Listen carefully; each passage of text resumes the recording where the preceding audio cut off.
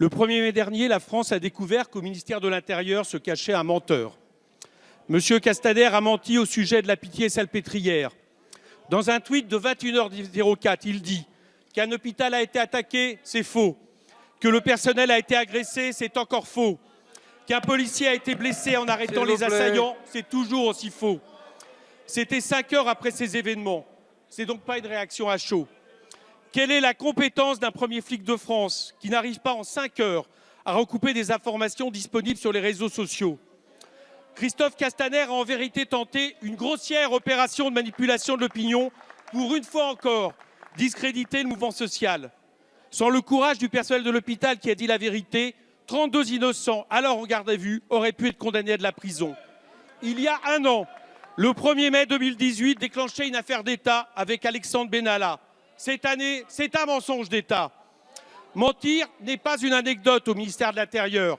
C'est une habitude. On disait ainsi de Geneviève Leguet qu'elle était tombée toute seule.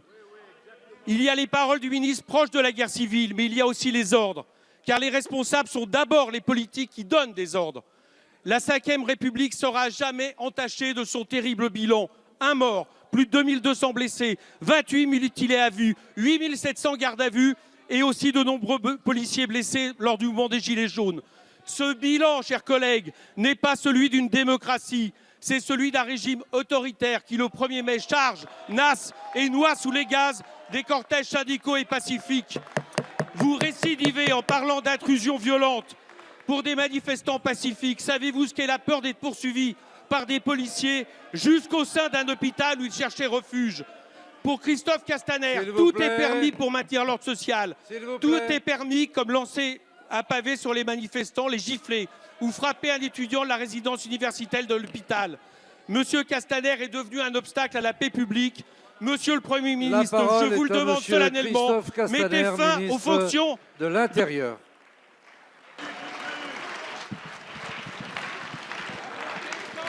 Monsieur le Président, Mesdames, Messieurs les députés, Monsieur le député Coquerel, j'entends la polémique que vous voulez organiser. J'entends vos remarques. J'entends le procès d'intention qui est fait sur une volonté lexicale. Je tiens, Monsieur Coquerel, à votre disposition toute une série de déclarations que les uns et les autres ont pu faire.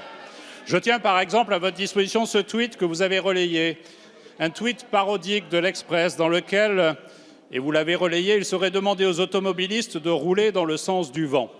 Vous voyez, au fond, nous pourrions l'un et l'autre polémiquer. Mais la réalité, c'est quoi, monsieur le député?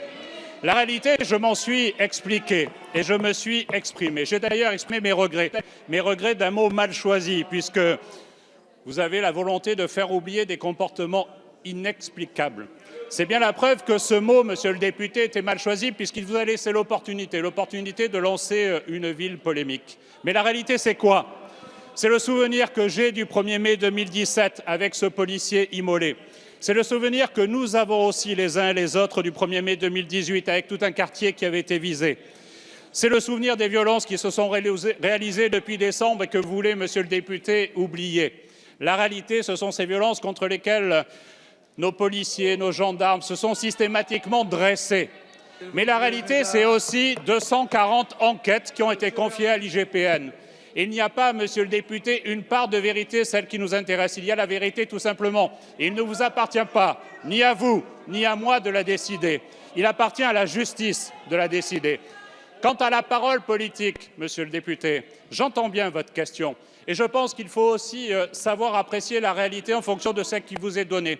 Il faut savoir aussi avoir l'humilité de reconnaître qu'un mot peut être mal utilisé. J'ai d'ailleurs en tête ceux de Jean-Luc Mélenchon, qui avait reconnu que le mot assassinat était, je le cite, mal calibré à propos des liens entre Bernard Cazeneuve et la mort de Rémi Fraisse. Alors je vous le dis, monsieur le député, savoir reconnaître une erreur, notamment sémantique, c'est l'honneur d'un homme politique.